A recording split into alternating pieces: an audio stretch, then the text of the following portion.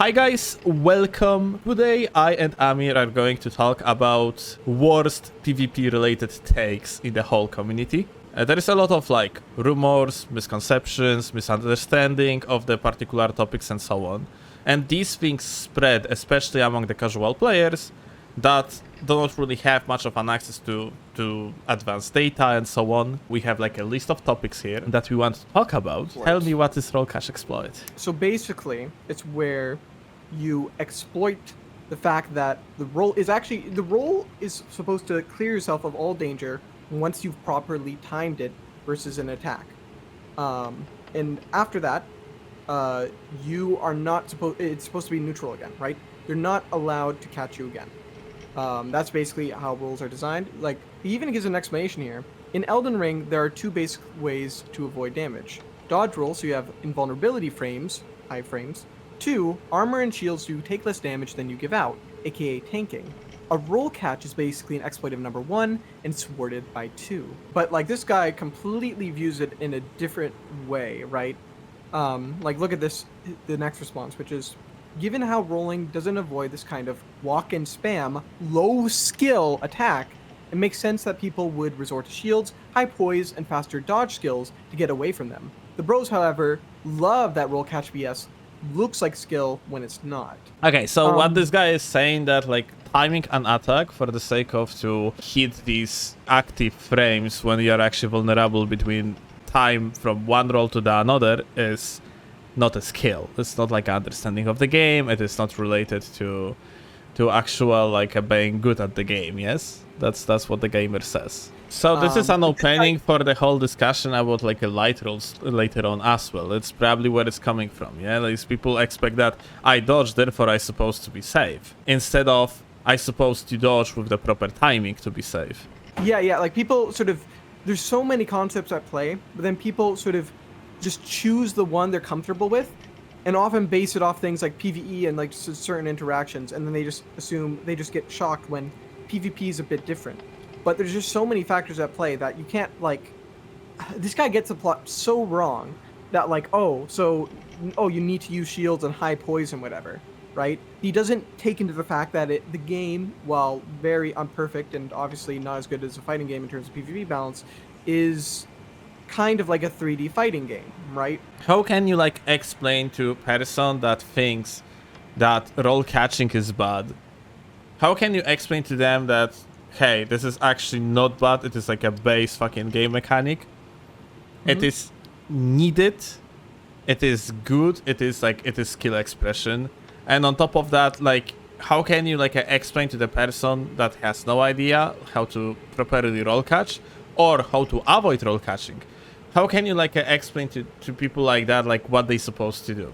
So you could give a sort of analogy where if you would look at sword fighting, real life sword sparring, when someone hits you, or when someone let's say parries your attack or something, right? When you just have that interaction, you never get away for free with one move. There's a bunch of things to it. And that's the same with fighting games and many other things. The thing that probably isn't that is something like a gun game. But with a gun game, you just sort of hold the button on them, and the whole thing is about movement and getting out.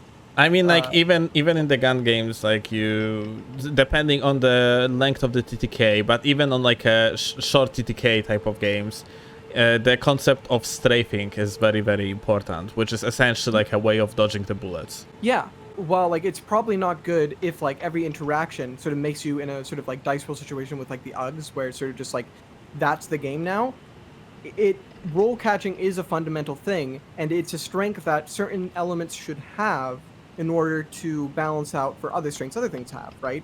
A mage might have, I don't know, high damage range shit, and the spells that do interesting things a Glimpade Phalanx, but they don't really stun lock people, right? They don't really chain the players in the same way. It's more of a damage focused thing. But then you could have melee weapons that are great weapons, and things that are similar like halberds and reapers that stun harder, and then they can chain people, right? Despite the fact that they don't have the most amazing speed or subsequent attack speed and stuff like that, right?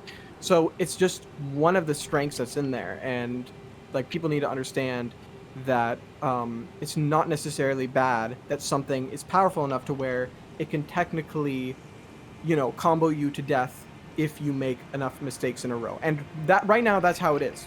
That's just legit how it is for most things. It's very difficult to, unless you repeatedly just play right into someone's hands, to get pseudo combo to death. Let's assume that your opponent is spamming like roll after another. How much frames do you have for the sake of to attack your opponent? Essentially, roll has like its iframes part and then vulnerability part. So in that, you have to hit your opponent when they are in the roll in that vulnerability part for the sake of to roll catch. This is essentially what is roll catch, yeah? You are roll catching, you are hitting someone when they are in the frames that are vulnerable, that they are not on the iframes at the given moment. So you're saying how many vulnerability frames are Yes. there? Okay, so in the actual frame data, it's in 30 FPS terms, defined 13 frames of invulnerability. Then before you can queue another roll, it would be another 8 frames. Effectively, 9 vulnerability frames. And these 9 vulnerability frames go down pretty fast when you're on higher latencies. Yeah, it's essentially the higher latency, the more, or differently, like More effective. more is how the effective the roll is, in the meaning that, well, you're kind of overlapping the iframes from the perspective of your opponent, yeah? But yeah, like on the perfect connection, so that pretty much means we could say that like a 66% of your roll animation is safe, and around like 33% on the perfect connection is not safe. It requires the player that is roll catching someone to time things right. They have to take into the account the startup of their weapons. They have to take into the account the angle of the roll. They have to take into the account the proper positioning, timing, and so on. Yeah, so like overall, the idea of roll catch being and fucking like exploit, it's fucking ridiculous.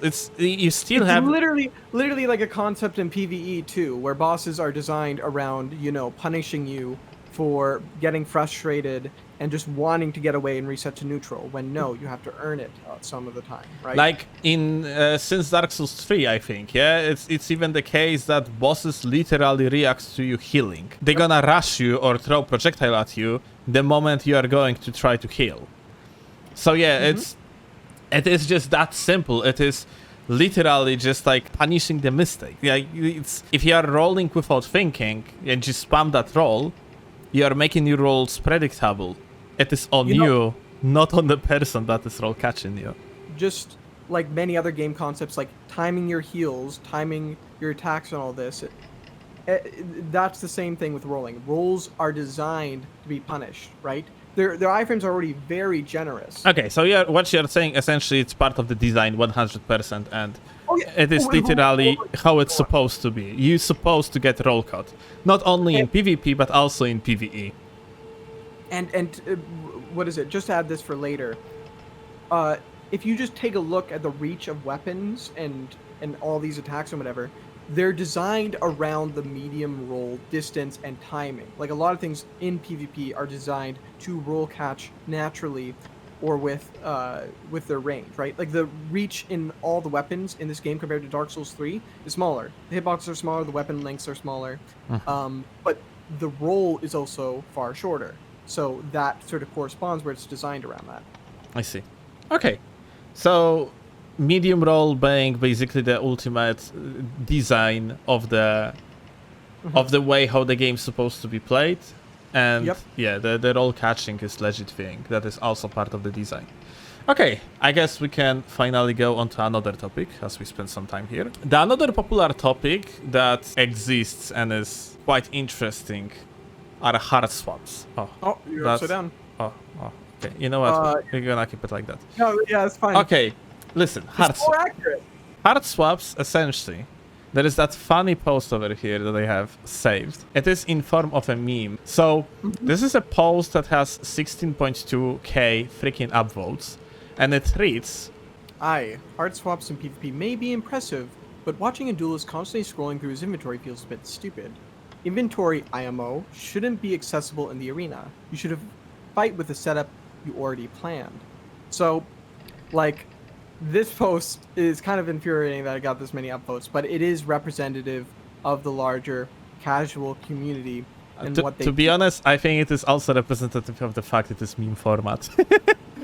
And like, Yeah. if you are going to, if you're gonna take like a even dumbest take, but in form of funny meme format, then you kind of have like a automatically like chance for the better reach.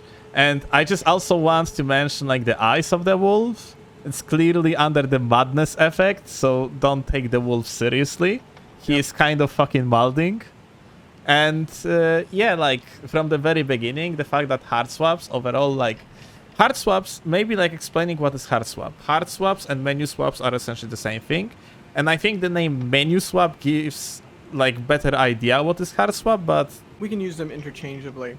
okay, so firstly, I want to talk about hard swaps or like menu swaps as considered as the kind of endurance exploit. And overall, the idea of us having the sick amount of 6 slots, and that being essentially an argument that, hey, like the designers kind of want us to, you know, to use only these fucking 6 slots, and hard swaps therefore are not intentional. As of a thing, if something is intentional, if not, we are talking about entering menus. We are like just want like people to understand how fucking stupid the idea is in the first place. Hard swapping is nothing but entering menus. You enter menus. It is not a freaking like some sort of the wizardly. It is And- literally that. In PvE and everything, like a lot of the animations have basically they lock your menu when you're inside them, right? And they recently added it so you can't swap your menu inside during a stagger. You used to be able to do that in Dark Souls 3. That's shown where they want to restrict it, but they don't want it out of the combat. I think If they both- wanted it out of the combat, they would lock the menus long time ago. It is Yep. not like, you know, it is not like it is impossible for them to do that. They they can. did it for crafting. They did it for crafting, so you don't have infinite. Yeah, they resources. literally did it for crafting. And like, yeah, it's just like as easy as that. You can literally just like, if they wanted to do it, they probably could do that in 5 minutes. When it comes to menu swapping, it was in the games in the Souls games since always. Yes. It is something that literally like can be used in the PvE and is used in the PvE. Yeah. For an example, even in the Elden Ring, when you are entering that boss fight with Rykard, his name is the big fucking snake guy. You have to menu. Yeah, you literally have to menu. You are getting the new weapon that you have to equip, as it is the weapon that's supposed to be intended for the sake to beat the big guy. So even like from the perspective of the PvE, you literally freaking have to menu swap. The nerfs to the menu swapping never were like at the disclosure of making the menu swapping like a worse, but rather eliminating the bugs that are related to it. Like for an example, in Dark Souls 1, you could essentially move swap through the fucking rolls, which in Dark Souls 2 it was essentially gone. They got rid of that. But at the same time, they made other changes that made like a menu swapping even better without like glitching. But yeah, it's essentially what I want to say is throughout the history of the menu swapping, or like nerfs to menu swapping, at least from that what I see, there is really like no nerfs to menu swapping on its own, but more like fixes to blatant exploits. Let's call it that way. So yeah, like blatant bugs. Okay, that's a part of it, but like I mentioned like these 6 slots that we have in the menu. So what about them? Those are so-called soft swap slots. Soft swapping, it is just, you know, you just basically toggle from one weapon to the another. You need to have more endurance overall to keep all these weapons. And this is essentially, yeah, this is actually the thing. That is correct. I have seen people like gonna take control over the character for a moment. I have seen like opinion of people that actually say that like, you know, hey, like It is not fair that like a hard swapping is faster than the regular soft swapping, and that's supposed to be somehow like adjusted in the way so like there would be, for example, a delay. The thing is though, if I want to have consistent swaps between weapons, I am going to use soft swaps. Soft swaps are fucking better in my opinion. If I could to freely hold all the items here in these 6 slots, I would rather use that than hard swapping. The reason for that is because soft swaps are consistent. Like, I do not have to bother about the fact like a half of my window is basically covered in the menus. I don't have to bother about the fact that like I am vulnerable and I cannot roll immediately and so on. I do not have to like focus on the skill expression to make the soft swaps, to make the menu swaps fast and so on. I just click the button and I am ready to do that running R2, for example. If soft swaps wouldn't take, for example, any weight, or differently, if soft swaps would be working in the way that only the active weapon that you currently use uses the weight limit and the others just don't, like it is in case of many other games, I definitely would hard swap less. So ultimately, what in my eyes hard swapping is, or menu swapping is, it is skill expression that allow me to surprise opponent with, for example, like a quick like right hand swap to, for example, shield for the sake of parry, or like to use like, for example, like a weapon with different movesets to execute the running attack and so on. It is like a surprise element, but all of these things literally would be more consistent if I just like would have access to all of these things without like weight issues through the soft swaps, which So, like, one thing I wanted to add, too, is that, like, there's other restrictions as well. So, obviously, one of the things with soft swapping is that there's a dedicated animation. Which, obviously, if you do this, it's much more reactable than if you were to do but you it can out. blend it, yeah? You can, like, do something like that. Yeah. Turn around. You can, like, you have, like, a ways to play around it, yeah? And there's also the difference of the cancel split.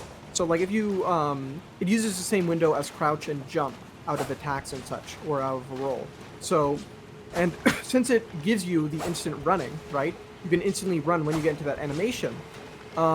It is in that way has an advantage over normal swapping, which you need to wait till the point in your animation when you can normally move, which is usually a lot of frames later than the soft swap is, right?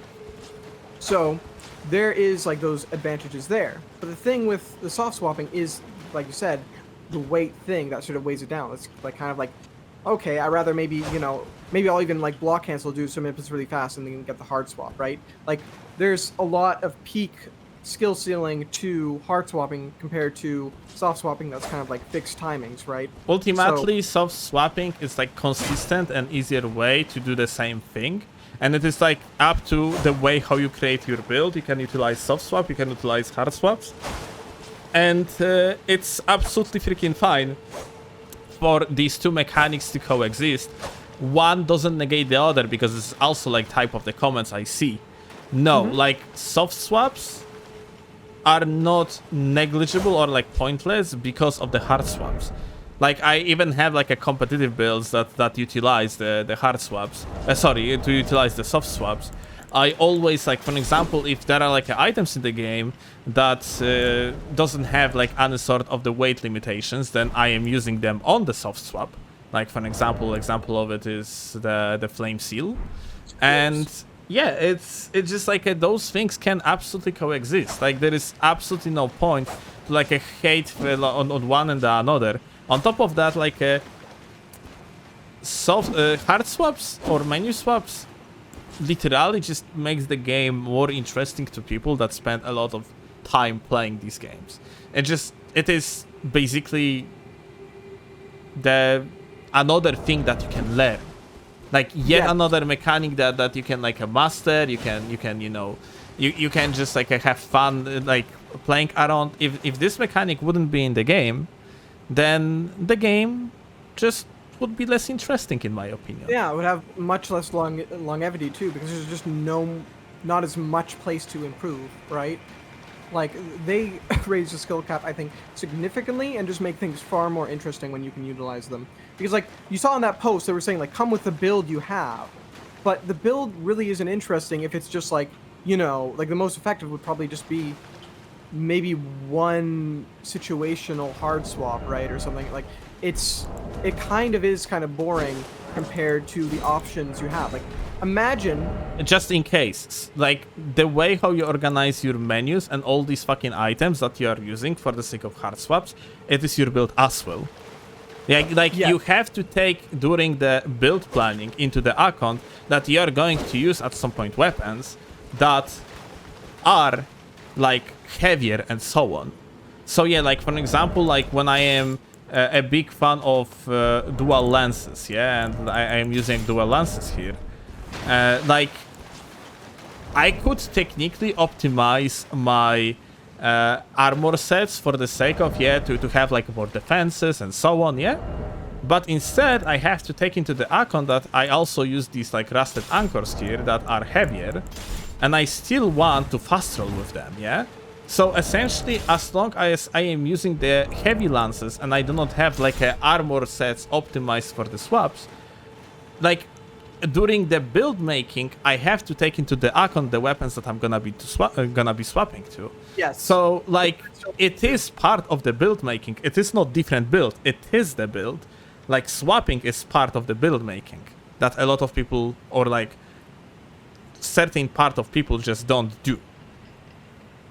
Also, G9 brings up a really good point that, like, it's one of the big ideas of hard swapping is basically to complement other things that may have certain weaknesses, right? Like, you may have a weapon that, say, doesn't really have an option for punishing something quickly. So if you switch to the thrusting sword, then it can cover that to a degree, right? You'll still be limited in some extent, right? Like, if I do this, I need to wait till that's available and then also perform the swap in a good amount of time to get it, right?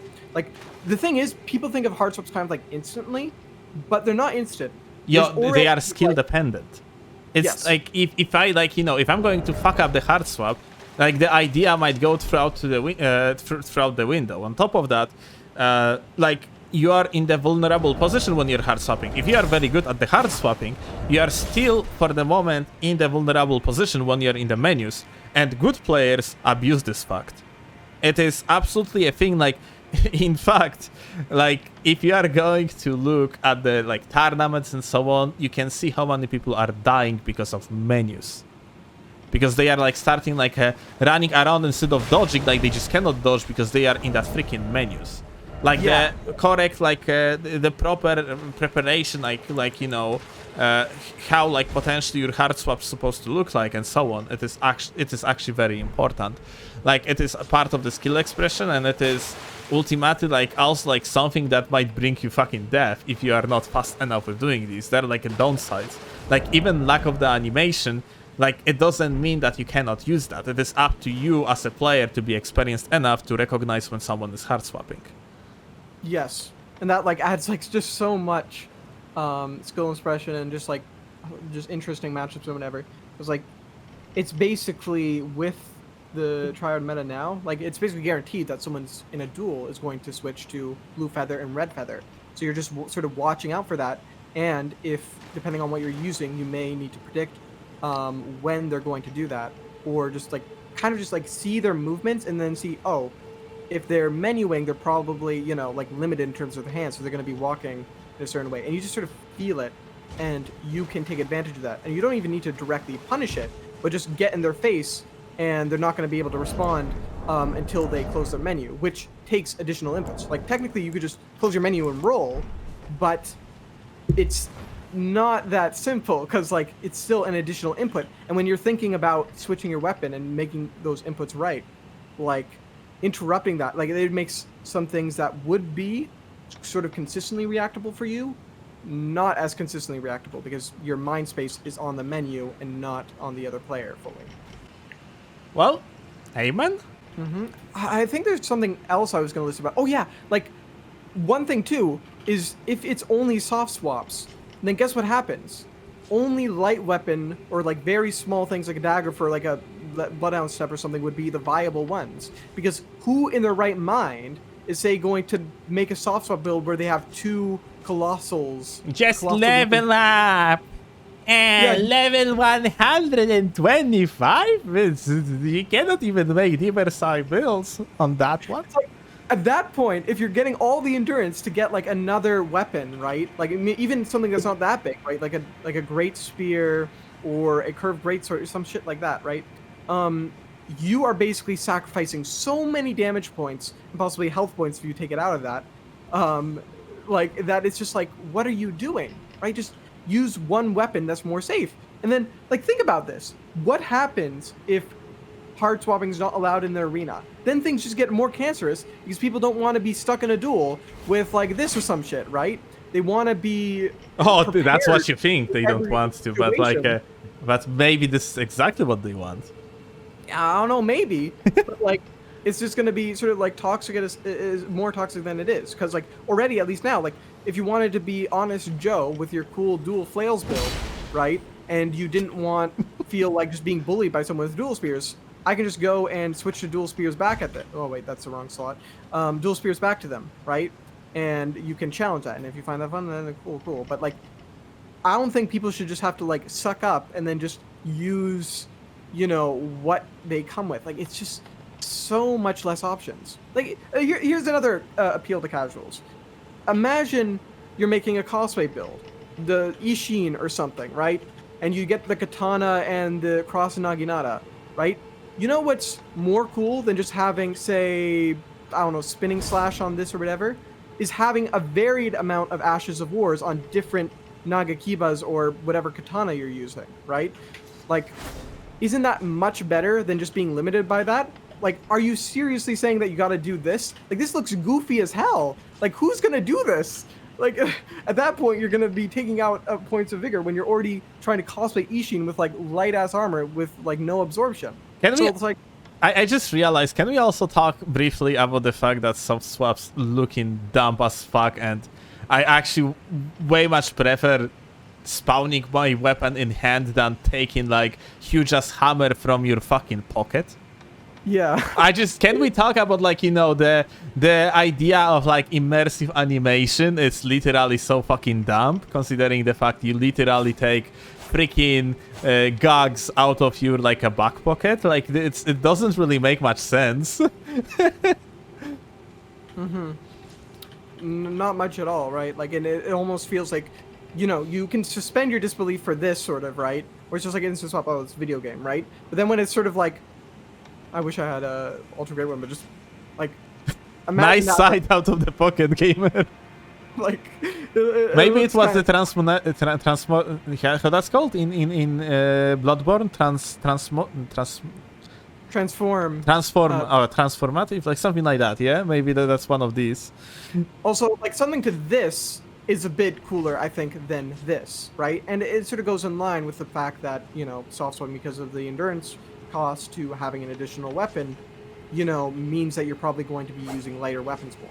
And that sort of makes this make more sense than if you were to not have that limit and then go and just swap to, Yeah. I don't know, pressure out of your ass. Or, you know, what's actually really funny is the fucking soft swap builds I've seen with the, what is it? The equip load tier, right?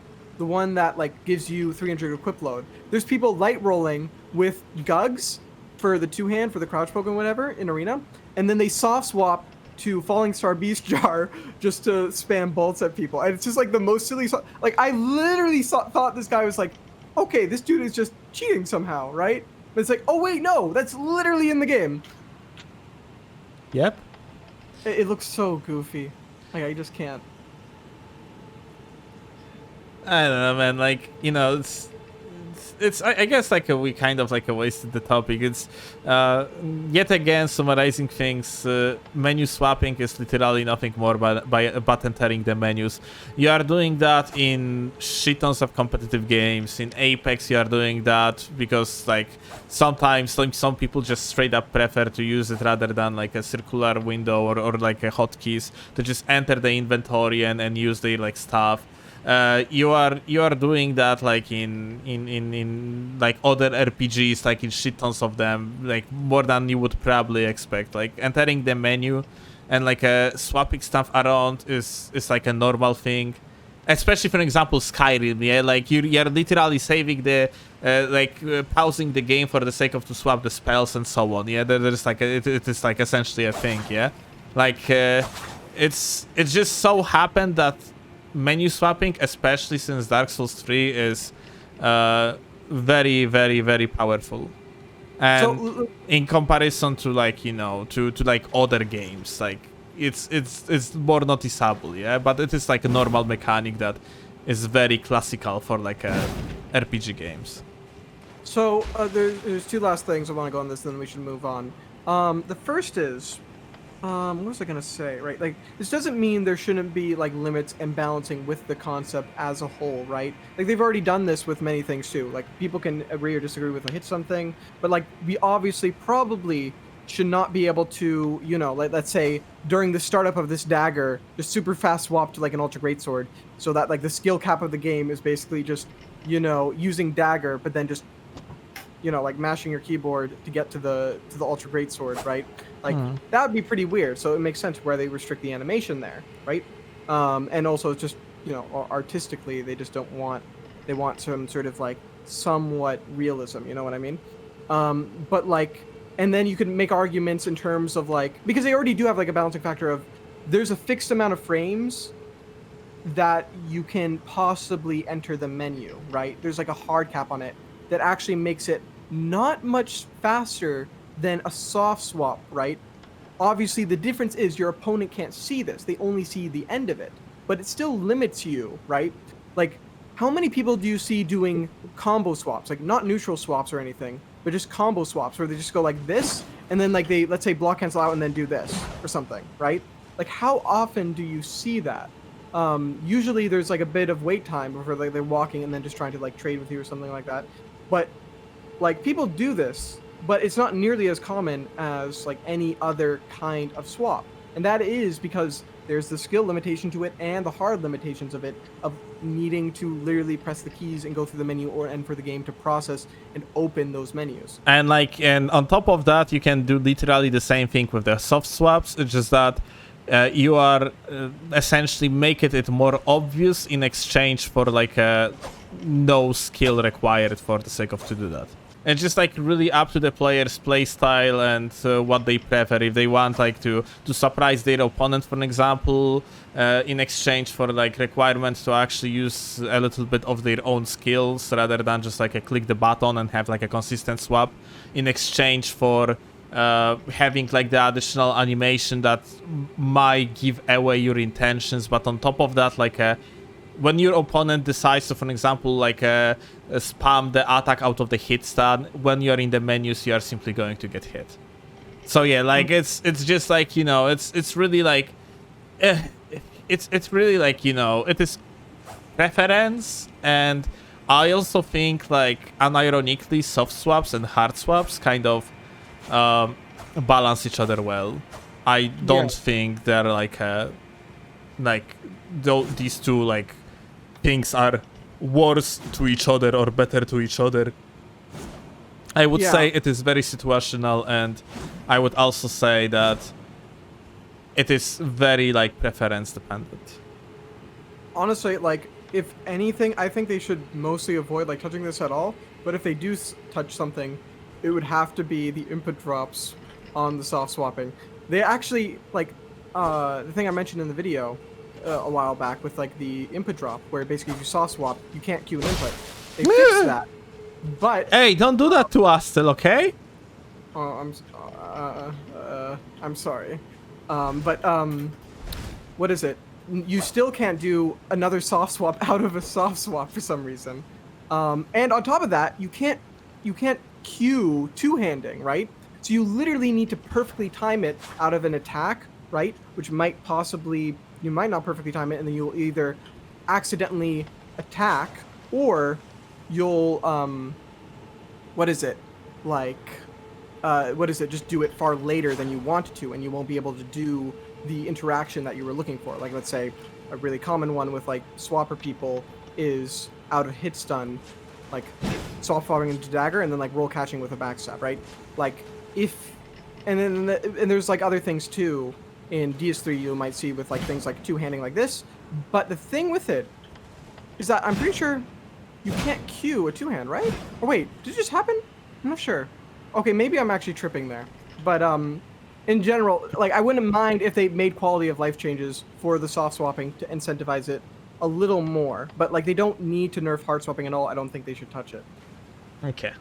All right. I guess that's good way to end with the topic, the main one, because we are going on to the subtopic of the soft swaps. Oh, sorry, of the hard swaps, which is the misunderstanding of counters in Elden Ring. So, like, we are going to go through that like very briefly.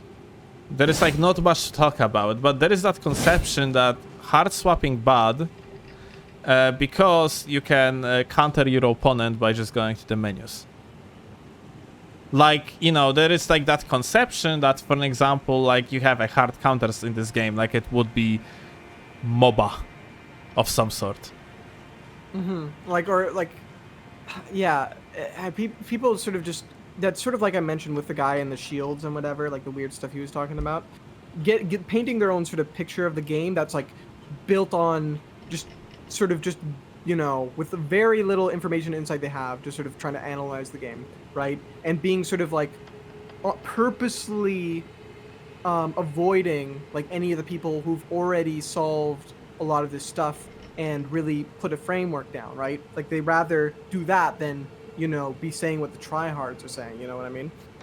So like they go on those sort of weird things where it's like, oh no, this counters this counters this. Like I was Okay, can we make it clear that like there is no hard counters in this game? Like No, there is like literally no like there is no something like in MOBA, for example, that like let's say that you are playing League of Legends and you have like there is a character called Kartus, yeah, and Kartus has ultimate ability that targets every opponent in the game upon the click of the button, and then like after like 2 seconds of the cast time the explosion happens on every like opponent, and therefore they are like receiving damage. And then like the hard counter to this ability is technically Zonia, which is item that you buy in the game that allows you to become invulnerable for the period of 2 seconds. You don't have stuff like this in this game. It's like, it's not like you are countering like, for example, 3 minutes long ultimate on that has like a cooldown of 3 minutes of 3 minutes. Yeah, you are not countering it with the item that you buy. Like you don't have like a shit like that in this game. Like you had maybe at the beginning of the game, like for example, like a situation that shield poke was kind of making particular setups absolutely useless. But it was more like just the fact that shield poke was fucking broken and completely like ruining like a certain concepts of the game. But it is not the case anymore. They have like balanced the shield poke in the recent patch, and it is fine now. From now on, there is really no fucking like a hard counters anymore.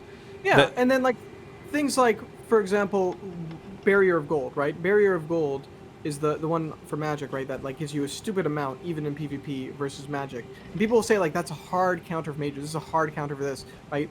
I remember having a discussion with someone who's more PvE focused, so like, you know, I can forgive him on this for maybe not knowing the more like triad concepts or whatever. But fighting Cowboy, I remember he said like before it was fixed, carrying retaliation, the glitch that allowed you to basically just one-shot people with Carry and Phalanx, or not Carry and Phalanx, the retaliation parry thing, right? You just hold it up, and they can't even see it, and then it one-shots them. It's like a one-shot homing soul mass, right? And what is it? I had a respectfully disagreed and said some things about it. And he sort of just said that like, oh, but there's hard counters for it, so like I don't think it's even that bad, right? It's not even. So that, in his like, opinion, that like maybe it's fair, but like there's things like what is the spell that sucks up spells, like Eclipse or something like that? mhm. He said like that's a hard counter to it. Barrier of Gold, all this anti-magic stuff. Like, oh, just get a high magic resistance shield. Like he's kind of viewing it as if it's like a sort of RPG and not sort of like It would be kind of like a turn-based combat, yeah. yeah, like that's what he's thinking of it. I'm like, yeah, you can just like you can walk away from like a vulnerable spot and just like cast things in a different place. Like you can like use different type of the weapons. Yeah, like when for example like I am on the, let's say that I am on the magic build and someone is using the barrier of gold against me. I have like two possibilities. Either I am simply swapping to like rapier for the period of the cast, and because of that, like with for example Frost Infusion, and I'm still doing less damage, but I am like absolutely like I still have like a counterplay and overall play kind of passive to wait it out, or I am just going to use the law of regression, yeah, and just like gonna try to take off the thingy of the guy. It's like it's not like that, like you have like, oh, like look at that, like barrier of the gold equals you have no fucking like nothing to do. On top of that, like even with barrier of gold, you can just kill the opponent, even if they have it, if you're a better player. yeah, really. Like it's not like that. You're like there is nothing you can do. Absolutely not the case. And what I was trying to get at with like the Karen retaliation thing is because we know about like homing soul mass back in DS3 and how powerful it was, right? But the thing is, it did like low damage and stun or whatever. But then when you have an Elden Ring, right? Like, and again, like obviously, I may even be discounting like obviously getting the parry in the first place. If your opponent's good, they won't give it to you, whatever.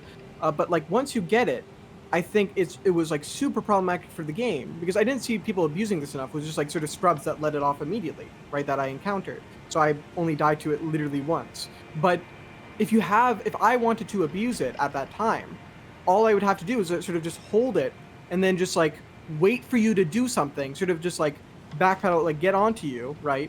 And then just the moment you do something, as long as you don't have a teammate to like sort of, cycle around you, then there's sort of just nothing they can do. What is Eclipse going to do? I just wait it out and don't let off my bullets, right? It's not like you can hold the Eclipse over you and run into me, right? That shit like runs out and I can use a melee attack into you when you try to recast it. Like, there's no sort of like hard counter in that. And even Barrier of Gold and magic protective shields, like he said, I tested this with Jane a while back, right before it was patched, and it didn't do shit. Like it just straight, literally, like 1, 2, 3 of them just obliterated your health bar, anyways. But like it was kind of frustrating because like I felt like people were just, viewing it through the short-term like lens of, oh, this is my experience with the game. And so it must be the case and then when I explain like the actual implications from like the data and the game concept and the potential of these things, like some people just dismiss it in the sense of, oh well, I haven't had any problem. Yeah, that's like that's like this is fallacy called, I don't remember at this point, survivability fallacy, because like that's another thing too. Like you often see people that are especially like the sort of on the sideline pockets of the community that are like tryhards with like 2,000 hours, but they're not in the sort of general more like PvP community. And then they'll have the weirdest stuff like, oh, I use curved greatsword. I have no problem with tryhards who use power stance great spears, right? But again, like just because you beat somebody, like a random player in the arena, who in the arena there's plenty of room to choke, then like it doesn't really mean too much, right? Like you need like a proper testing environment to actually decide if something like is better, worse, if something is viable, and so on. Yeah, you cannot like you also need like people that have certain like understanding of the game for the sake of to utilize their setups correctly. Yeah, or like have experience with the particular matchup for the sake to actually determine. Yeah. Like if you're going to use if you're like a PSGS main, and you are like very good with this setup, but you are going to give PSGS to like someone that don't have experience with this setup, and you are going to pick up like some sort of the off-meta weapon yourself, then you are most likely, just by the shared knowledge of like how the PSGS works, like you are most likely, and combine that with the fact that your opponent doesn't have like much of the understanding how it works, you are most likely going to win the matchup, even though like technically you are running the worst weapon. So yeah, like Gabri's like a professional at this, like with the curved greatsword, you know, like he got decently far in that tournament just because he just pulled some mind games and stuff that, you know, allowed him to get some. And people have no idea how to play against curved greatswords because no one plays that shit. Yeah, like again, like it's also that too, right? Where it may not be like fundamental strength, but like circumstantial strength and things like that, right? This community is relatively smaller to the competitive communities, like well, actually far smaller than the competitive communities of other games. So, and since the game is a lot of a PvE focus, people just don't like get this immediately that like something is not strong just because someone won with it, like they did something with it, right? Like some things are just fundamentally stronger. Like even me, I'm not the best player with PSGS. Like maybe it's just because I don't have enough practice with it, but I like whenever I use it, I mess up all the time with like what is it like that right there? I was meant to crouch up because but there's like a window where you can drop an input and stuff like that, and then just have hit stun. There's like a lot of timing and skill ceiling to it, and I haven't like learned all that. However, I still understand from the skilled players I have seen use the weapon and from what I know about the mechanics of it and the potential of it, that it is very, very, very strong, right? Like, I don't need to necessarily just, like, prove to you by beating you with the weapon that it is, you know, stronger, because that's, like, sort of arbitrary. That's not really, you know, evidence-based. That's just sort of like a monkey, I beat you in the video game, so I'm right, you know? Okay, like ultimately ending the topic, counters, hard counters do not exist. They are like a setups that, for example, like are like favorable towards like a particular weapon. It's, for example, like we can bring the example of I don't know, like Shunter, like that is Serpent Hunter versus dual straight swords. Then like technically Serpent Hunter, because of its hyper poise, hyper armor abilities, is like more favorable. So you could like argue that, oh, there is like a small advantage of like Shunter over the power stance straight swords. Yeah, this is what you those are like a conclusions that you can have, but that doesn't mean it is a hard counter. It is just like you might have like a small advantage. PS SS player can as well win the matchup, and it is not like a, you know, situation when you actually just cannot do anything. Hard counters do not exist. Honestly, I'm glad that that's the case, right? Where the strongest sort of setups, even then, like if a player just doesn't know what they're doing, you can just sort of catch them on that technicality, right? Like if you just do this to some scrub using power stance spears, oh, I didn't mean to do that roll, then you'll just keep priority and they'll just keep getting stunned because they want to mash like L1 out of hit stun, right? Obviously that doesn't suddenly mean that, oh, power stance straight swords no problem, man.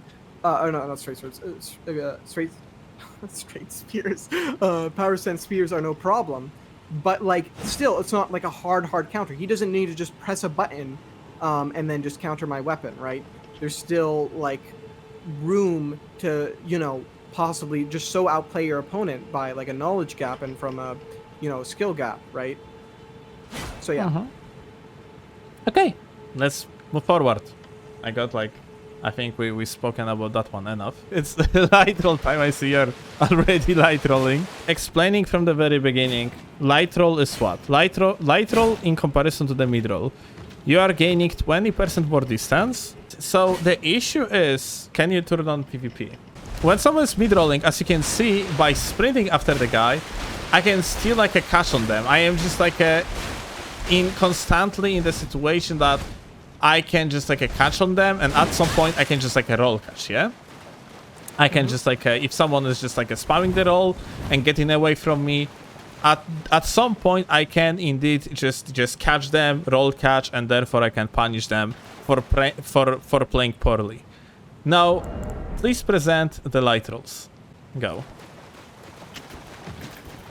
Do you see what happens? It is ridiculous. Like, I am sprinting after the guy, and Amir is just rolling away. He's spamming one button. He is capable to gain more distance by running away than Also, I am getting by fucking running. I have here, for example, the poison stitcher. Can you equip things for the sake of midroll? Amir and I have pretty good connection, so it's not going to be that obvious. But please, can you like get rid of the poison? Okay, so like when Amir is running away, I can just like I can try to like hit him with like, for example, over here you had the phantom hit, yeah? I hit Amir, that is phantom, I hit Amir with the phantom hit, and I applied the poison on him. Because of that, I can actually do something against someone that would be potentially like even more laggy, yeah? If like essentially the phantom hits are more likely to happen, the higher latency you have to your opponent. This is actually like some sort of the natural counterplay to the situation when you are facing the opponent that is like on very, very bad connection to you.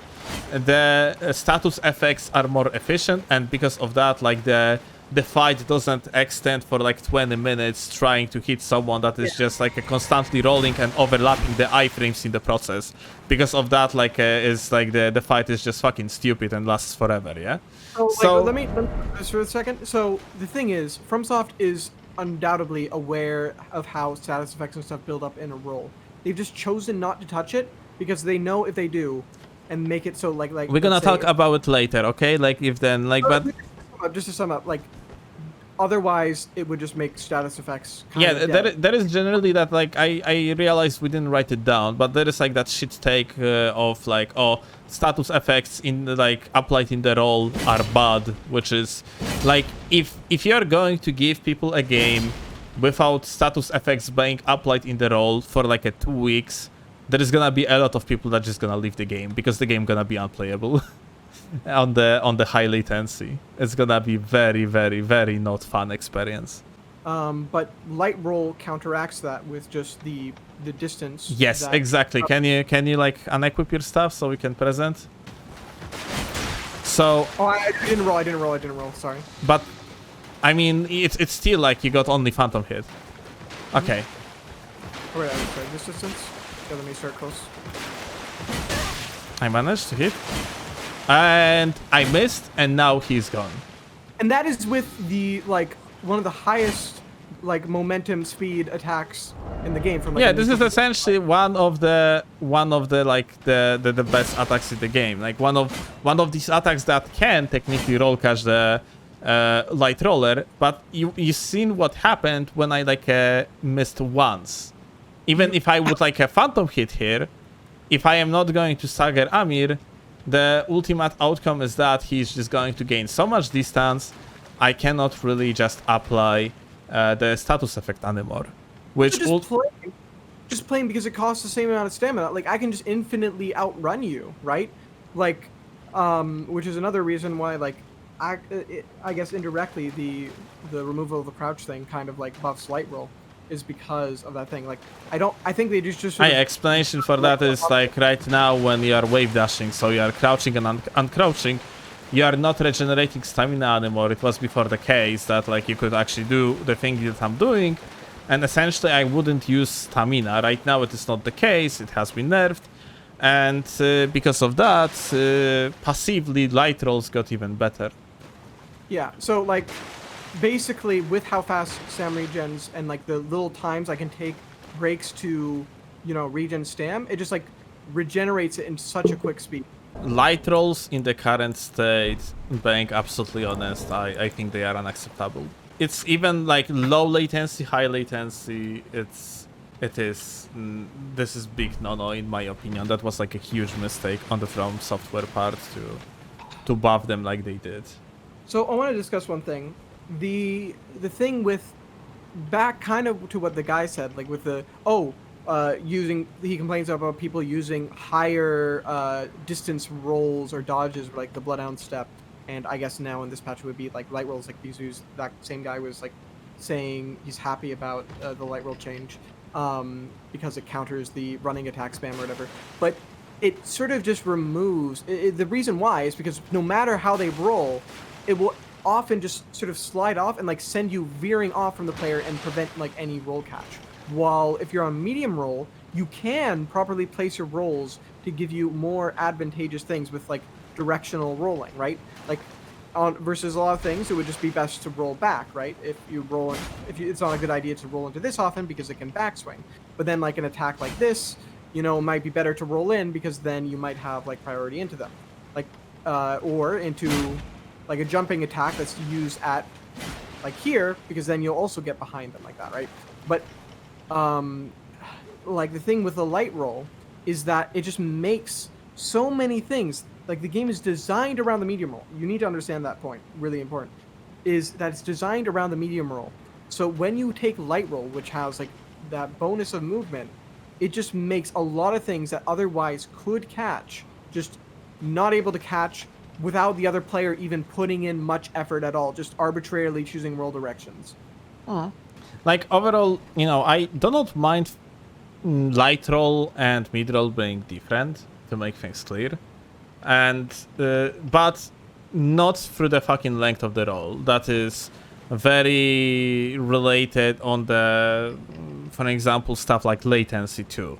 It is like something that just not supposed to be really like touched too much. It is like very bad idea to do what they did. And to be honest, I think it would be pretty cool if light roll wouldn't be light roll, but like light load, in the meaning that if, for example, would sprint faster.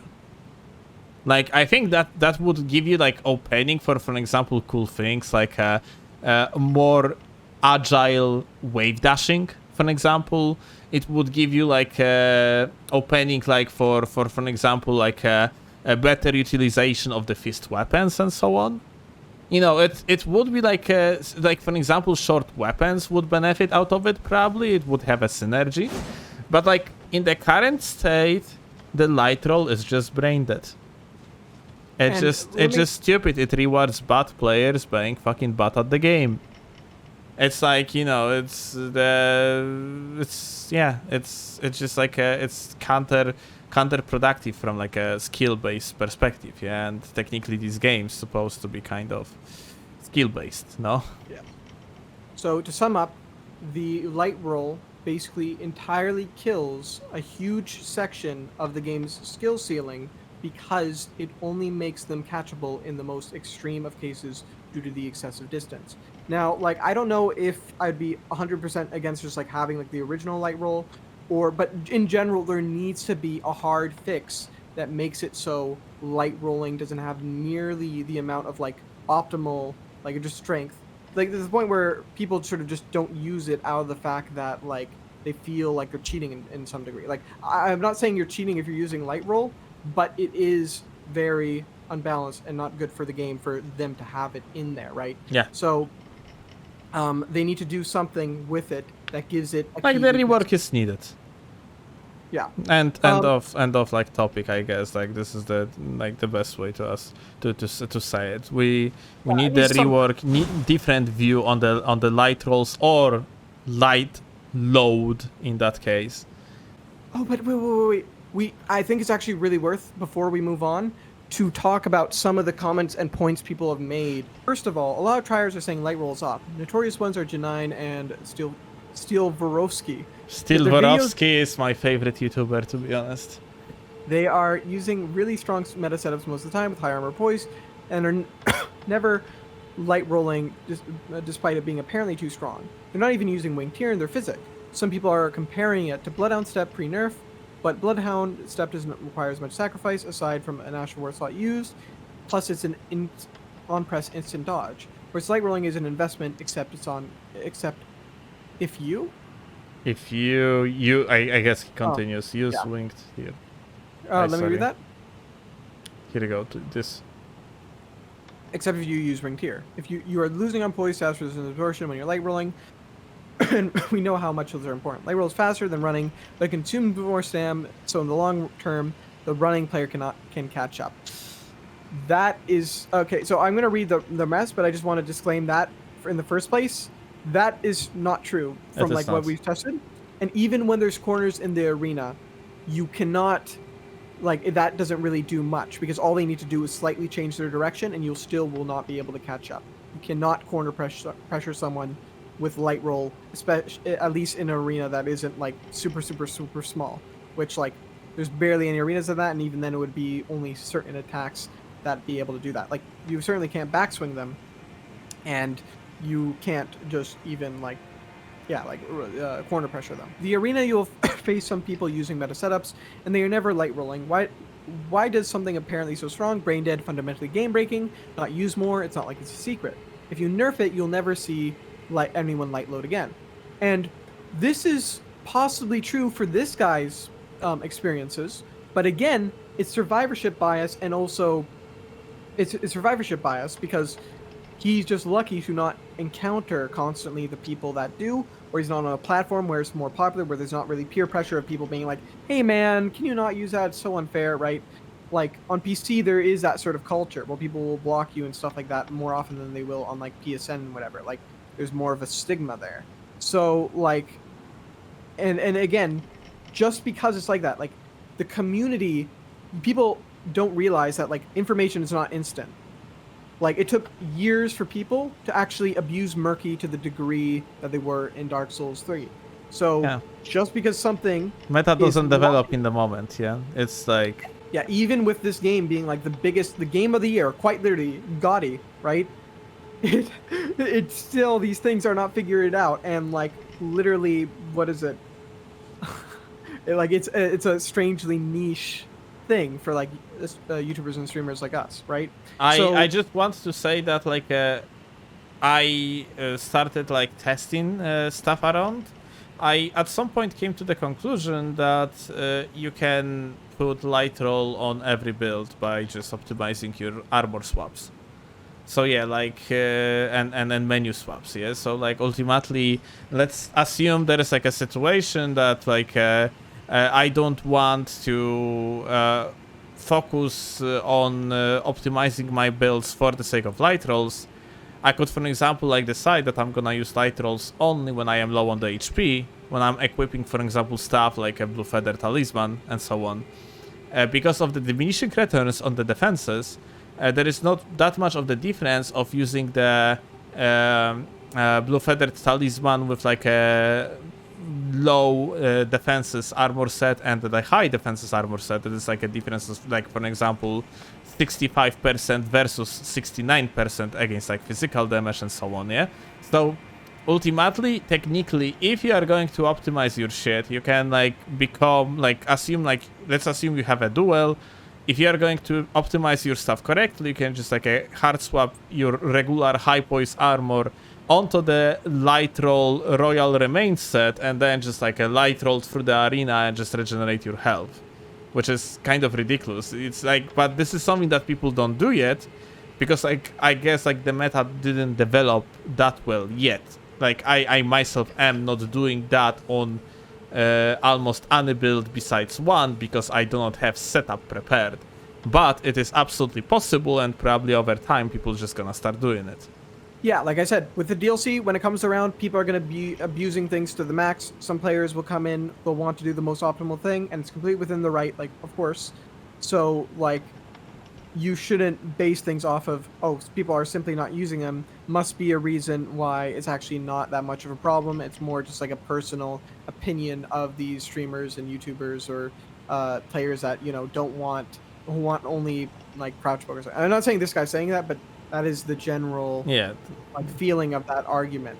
Now, to address this too, the reason why I think good players, you know, even prefer it, like these things, is because, like, I think you gave me your own explanation. I was not listening close enough, but like, it is simply like G9. People complain about him because he uses things that are optimal, right? Like some people would think quick step thrusting sword is off limits. They think it's gross or whatever. But he's using it just because he thinks it's fair game, right?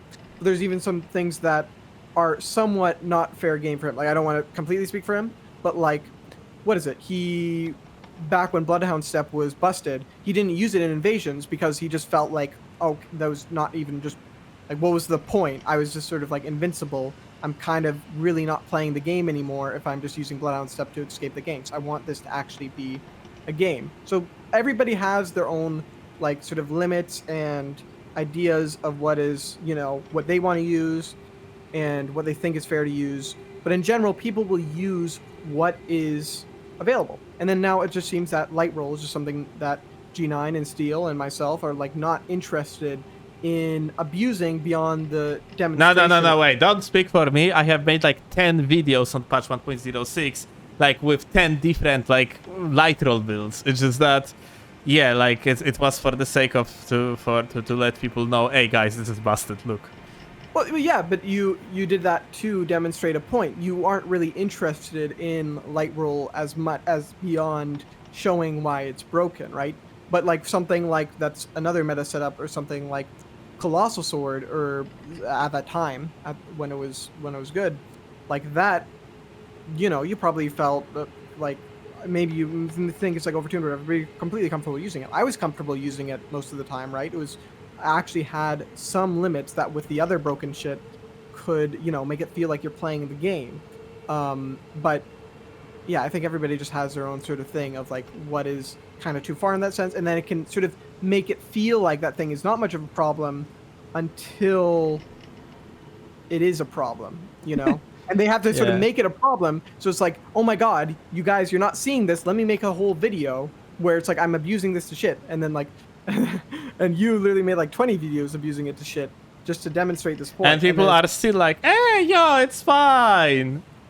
Like, yeah, there's so like a lot of the arguments like falling onto like, you know, it's people are just like a deaf, like as long as it's actually like fits the narrative, like, you know, the amount of, for example, like a shit I'm getting for in any regards that, like, you know, when I'm talking about something, it's like, you know, people constantly trying to look for the bias that, like, oh, I want, for an example, I want light rolls to be nerfed because I want abuse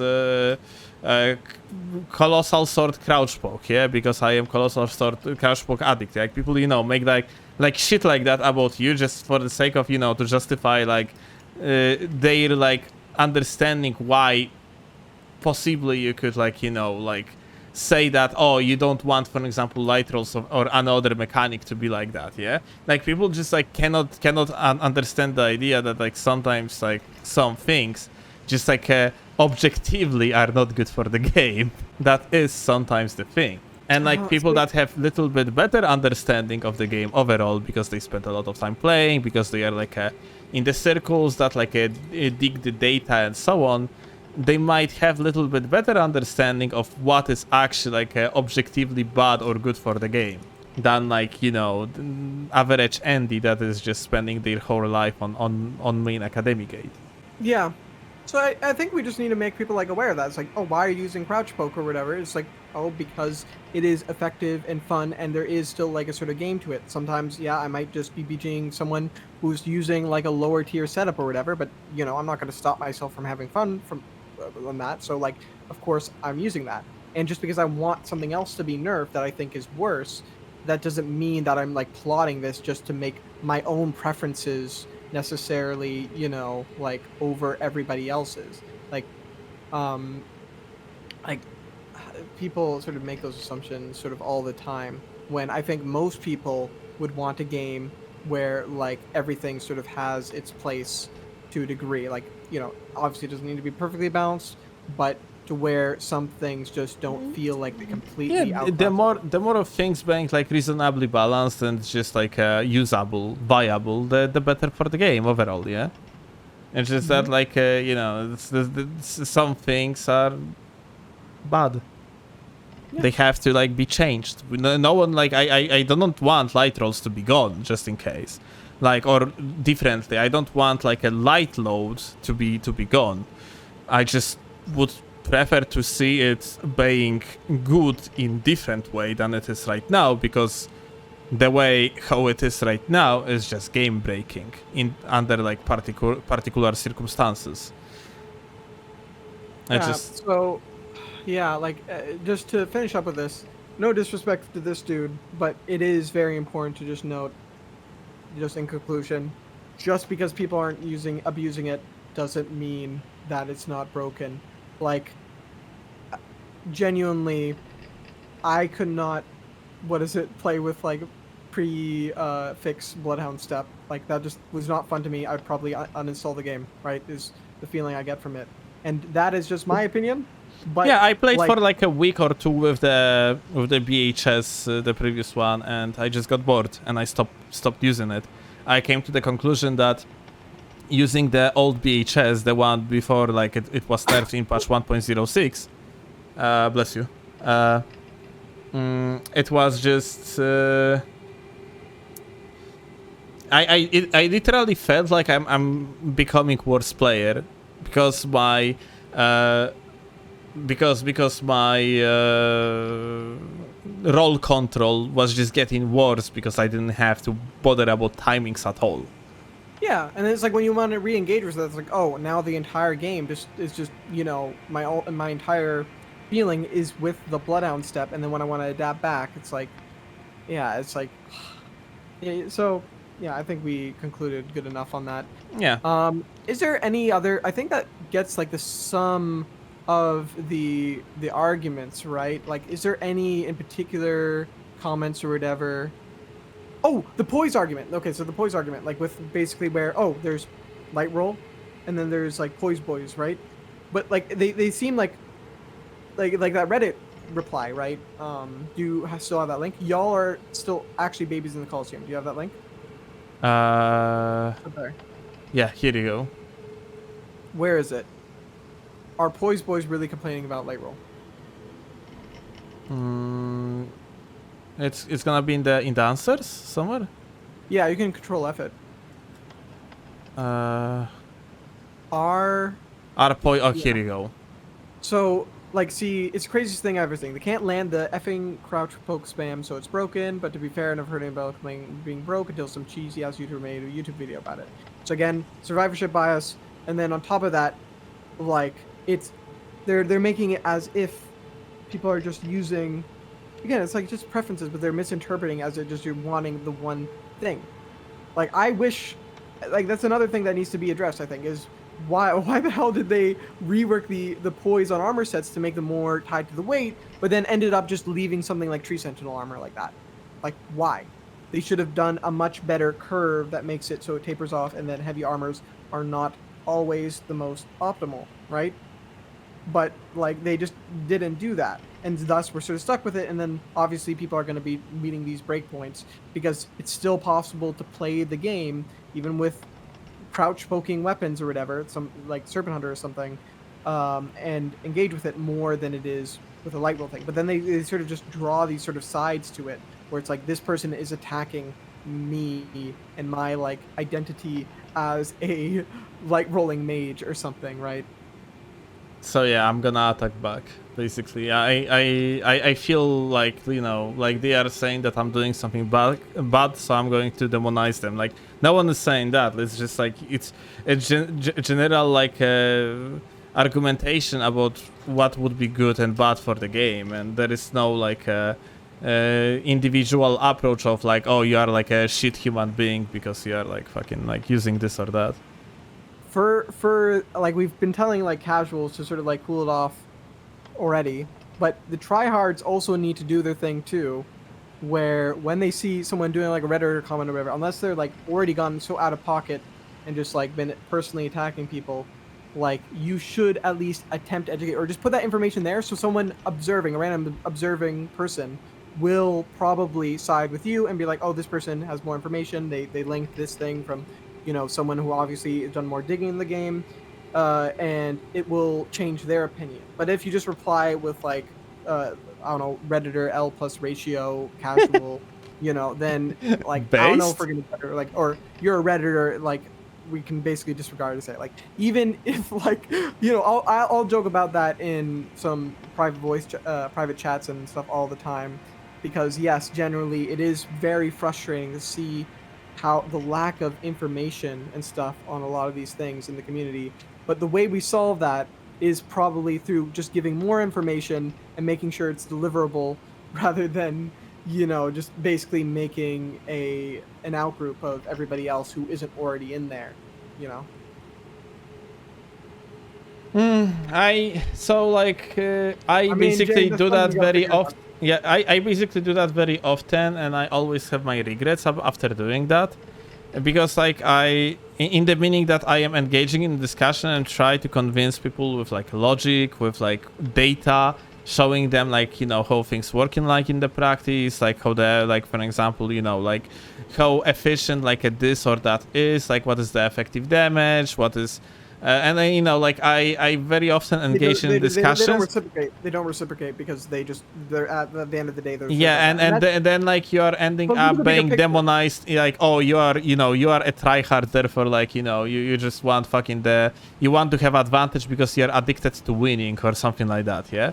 So yeah, like it's like most of these discussions are sadly fucking pointless unless they are done in the way like what we are doing right now. There is like some sort of the video that is like engaging in the topic and just like debunk it one argument at the time, because yeah, like just like back-to-back discussion with the individuals sadly usually do not bring much effect because people have their biases. Yeah, that applies to you and me in the sense that we're absolutely better time making sort of content on it and addressing something more broadly or giving examples and stuff like that.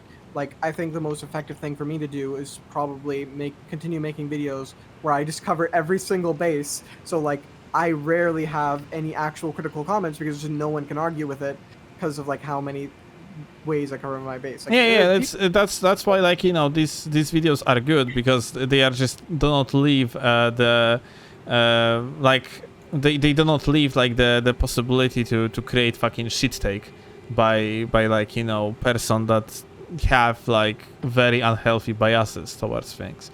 And like I just like I know there are like communities that have like, for example, overall interesting and deep discussions. Like there was like in the chat was the Red Badman subreddit was brought up. I just want to mention that those are like very small places, like Elden Ring PvP Reddit, Bad Redman, and so on. Those are like places that are small.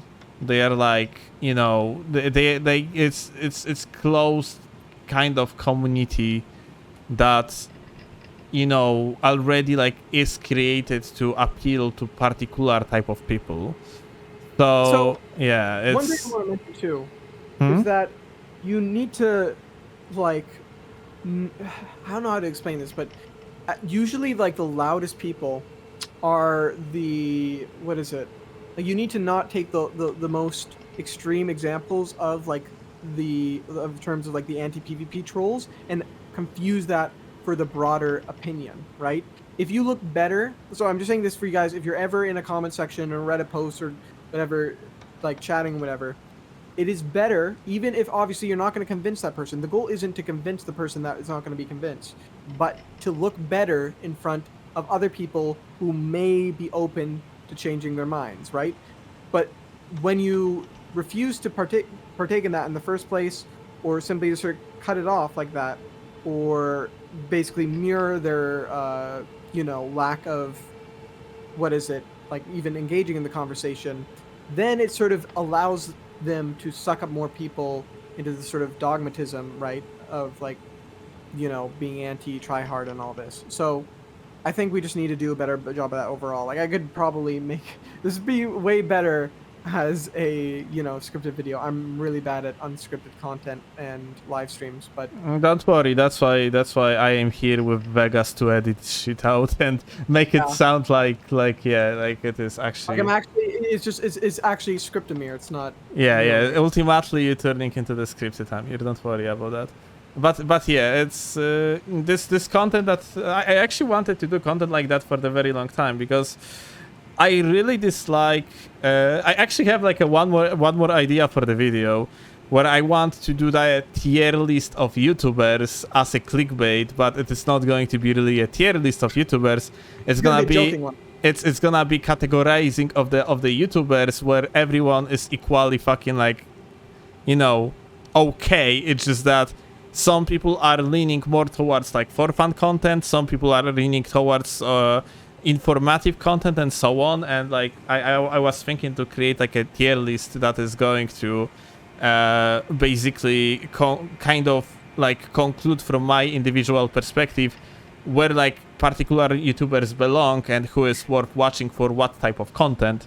And like I want to use it as another clickbait to kind of like, you know, bring the casual audience to the table and just show them, hey, listen, someone like Amir exists. Hey, listen, someone like G9 exists. Hey, listen, someone like for example, Chase the Bro is not the only PvP YouTuber that is like not fucking that is like not toxic or something like that. Yeah, it's, you got the point. Yeah, because like a lot of the casual audience have no idea about existence of a lot of the content creators are just doing good fucking job.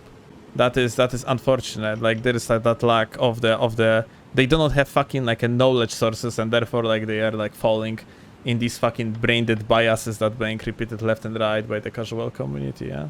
Yeah, I'm gonna do my best efforts to try and continue making informative videos on these things. Try to get, you know, people more educated and open to being educated on these things, so that they can actually have valuable input, and then also just sort of like, you know, keep the community in a sort of nice state. We have more people trying to improve in the game, while at the same time having people that want to do what they want, have everybody like respecting each other. Like that's basically what I'd really like for this community. But it is something that is just not like just done right. Like at least since the beginning of Elden Ring, I think like vast majority of PvP focused content creators that doing the daily content actually try to educate people about the game. And I think we are going to see the results. It's just that it's probably going to be in the span of like a 2, 3, 5 years. It's like not going to, you know, it's going to be long process, yeah? That's the thing with like fucking Dark Souls 3 and DS2. Unfortunately, it's a small group of dedicated players, and then they finally figure out like, what was my parry video that actually explained like the parry in Dark Souls 3? That came out like how many years after the game came out? It got like 500,000 views, but it's like that late after the PvP was already basically, you know, gone, right? Yeah. So for most people, right? So it's sort of unfortunate that where the game sort of just starts in a state where, because of numerous issues stacked on top of each other, people don't stay.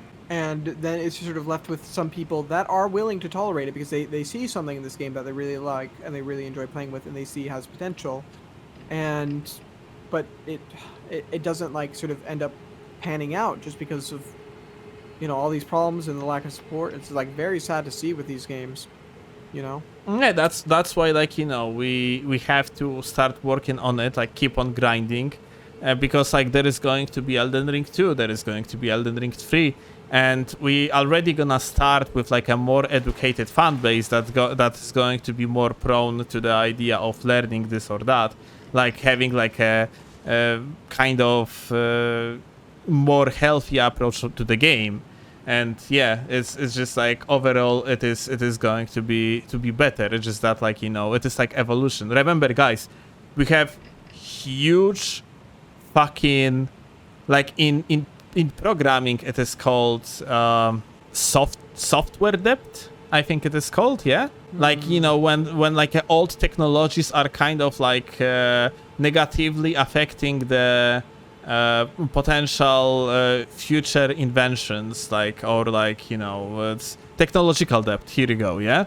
So like, yeah, it's basically like, you know, it's a state that like old technologies that you use like in your project are kind of stopping you from like progressing faster, because you have like to deal with the old technologies. So you have like something similar in the Souls communities. We have like a 10 years, almost 10 years of mostly very casual focused content creators of like very like uneducated approach of the game, of like, you know, basically like spread of the shit opinions of the type that like, you know, someone that tries to be good at the game equals like it's a bad person and so on. Yeah, we have like a huge depth of this type that we have to overcome now with like a good decision in the future, like as overall the community, the PvP community.